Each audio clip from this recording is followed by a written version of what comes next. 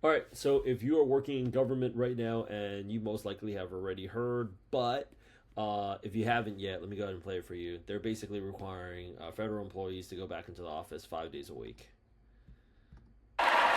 Workers return. You announced in your speech is a requirement that federal workers return to full-time in-person work immediately. It's going to take effect, I think, latest by next Monday. As of right now, it's only been about 24 hours since the inauguration. So if you are working as a federal employee, what's your recourse? Like, what are some of your options right now that you can go and play with? Well, you can either go back to work, and even if they did not mandate federal employees to go back into the office, if they did not mandate federal employees to go back into the office, the Department of Government Efficiency was either going to go ahead and put you on a review, forcing you to go ahead and pretty much putting in a situation where you're going to lose your job. So this is kind of a dirty recruiting tactic, because if you are cut, let's just say, from the Department of Government Efficiency, usually under circumstances like that, even with a regular company, they would have to provide you with some type of severance package or something to get you transitioned out of there. That you can't just mobilize us, you know, 200-300 people off of the workforce and then just expect them to just be like Gucci with that. That's not going to happen. But another thing that companies do is actually these pressure tactics. It's called pressure tactics in HR, where they force people to voluntarily leave.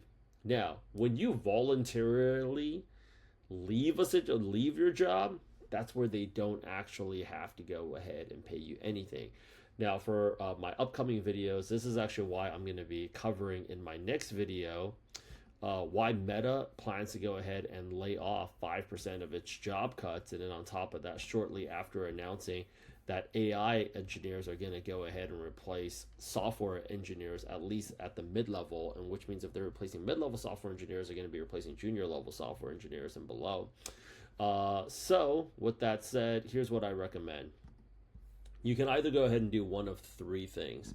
You can either go ahead and level up on your AI skills on the job, transition into product management. That is one thing you can do. This is one job that would allow you to work remotely that you can go ahead and transition to. We've also helped a lot of people make a transition into product management. Another thing that you can do is, if you feel like you are a little bit more chatty and talkative, you can go ahead and make a transition into tech sales. And the third thing that you can do is actually make a transition into cybersecurity.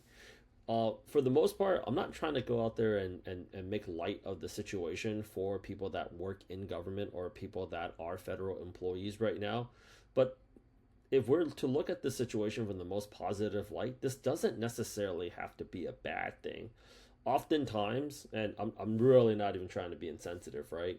Instead of being in a position where you're reactive, you're forced to go back into the office 5 days a week, you're not going to have fun during that commute.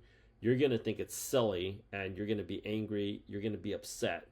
And I often tell people that you are the main character in your own movie, and there's only three characters that you can play. You can either be the hero, the villain, or the victim. And I don't think most people want to be the villain in their story, because they're the main character in their story. You definitely don't want to be the victim, because the victim isn't getting any wins. So you got to be the hero.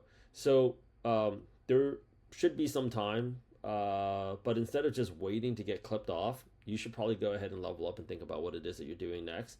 These are the three most AI proof roles in technology that a lot of your colleagues will also be transitioning to, even if you are not making the immediate decision. So we will have a government, we will have a discount for federal employees, because I feel like it's a travesty what's going on right now. And it's going to be ruthless what's going on out there. So like, it will be very, very, because Elon announced that he's going to go out there and scalp off about $2 trillion. You might just be a casualty that's caught in the crossfire, and it's going to be unfortunate, but I don't know how they're going to go out there and execute that.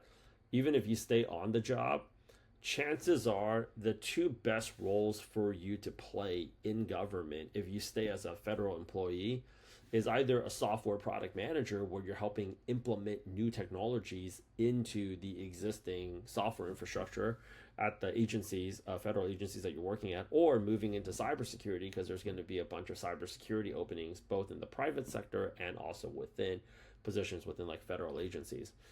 With that said, schedule a call with us.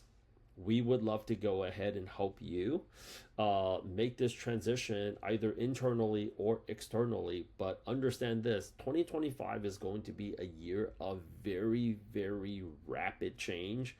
And if you don't move quickly, then you'll see all of your other colleagues and your peers basically make those transitions before you do.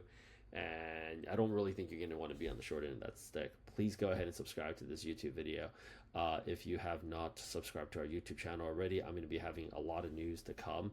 I'm going to be talking about Greenland. I'm going to be talking a little bit about other executive orders, other companies that are announcing in person, like it's basically over. Go ahead, schedule the call with us. Love to go ahead and talk to you very, very soon.